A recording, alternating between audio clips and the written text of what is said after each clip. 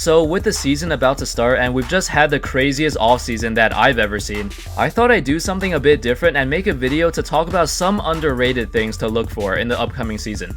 Basically, I'm not going to be talking about, the huge trades like Kyrie and Isaiah, Paul George, Jimmy Butler, Melo, or the Sixers or Lakers or anything like that. Everyone has already talked about them. Instead, I'm going to take a look at some players and teams that are going to be overlooked this season. But you should pay attention to them because I think they're going to be incredibly underrated. These players and teams got overshadowed by all of the crazy big moves this offseason, but I think they're going to be really good and definitely fun to watch. What's good, fellas? My name is Andy, and in this video, I'm going to show you 5 underrated things to watch in the 2017-18 season. Number 5, Dennis Smith Jr. and the Mavs. Alright, so I'm not sure how many people know who Dennis Smith Jr. is, but I haven't seen many people talk about him. It makes sense though, the draft this year was very point guard heavy and there were 4 point guards drafted ahead of him, even though he was the 9th pick himself. In my opinion, I think Dennis Smith Jr. has the 2nd highest ceiling out of all point guards in this draft, behind only Markelle Fultz. He's an athletic freak.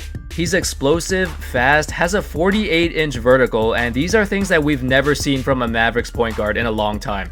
I don't think he's going to be able to lead the Mavs to the playoffs this season, but they're going to be good in the next few years. The Mavs have quietly put together a good group of young players with him, Barnes, Noel, and even Yogi Ferrell. And obviously, old man Dirk is still there, which is great because he can still shoot, he can still space the floor and give Dennis more room to operate. The Mavs are also one of the better organizations in the NBA, so it's less likely that they're going to ruin the careers of their young prospects. Unlike, the Kings or something. Okay, well anyway, number 4, Jusuf Nurkic and the Portland Trail Blazers. So, the Blazers did not really do anything over the summer. The only thing they did was trade away Allen Crabbe to the Nets as basically a salary dump, so the team could lower their luxury tax bill by over $40 million. Besides that, they didn't do anything else. But they did make a trade last season, sending Mason Plumlee to the Nuggets for Jusuf Nurkic, which was honestly an amazing trade for Portland. Nurkic is exactly what this team needs. Portland was 26th in the league in defensive rating before the Nurkic trade. After Nurkic arrived, their defensive rating instantly improved. With Nurkic on the floor, the team's defensive rating jumped up to 13th in the league, which is a significant improvement. They were no longer terrible defensively, and now they actually have a big physical presence in the paint, who could score buckets down there too.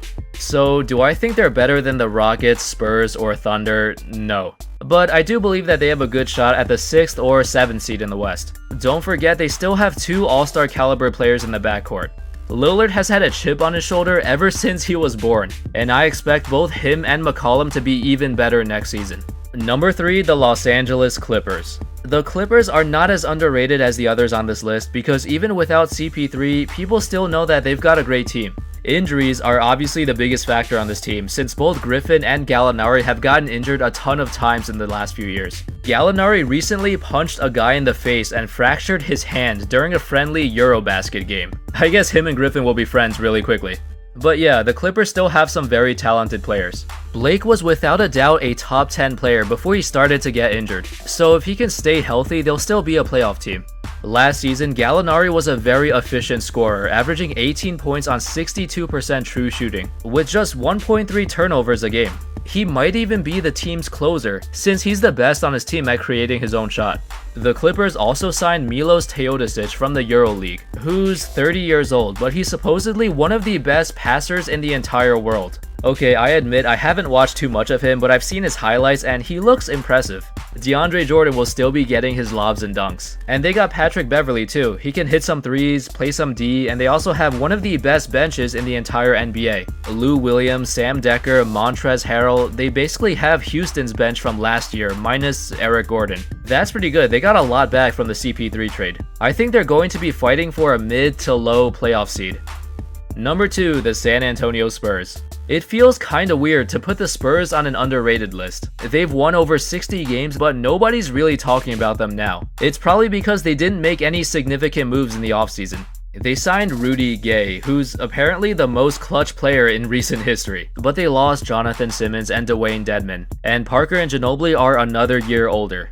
But of course they have Kawhi Leonard. He's improved his scoring average in every season of his career so far, and he doesn't look like he's gonna slow down. To be honest, I think Kawhi is gonna be the favorite to win MVP this season, mainly because the other top players are on super teams now and they're going to take some votes away from each other. Golden State is most likely still going to have the best record, but I don't think Durant or Curry are going to win MVP because the votes are going to be split between them, which we saw last year. The same thing for Harden and CP3 and Westbrook and George. This is the perfect year for Kawhi to win MVP. The only problem is that it might be hard for them in the regular season. With all of the other Western Conference teams getting so much better, the Spurs' record might take a hit. Or it might not, who knows. And also, LaMarcus Aldridge is pretty much a role player now, which doesn't help either.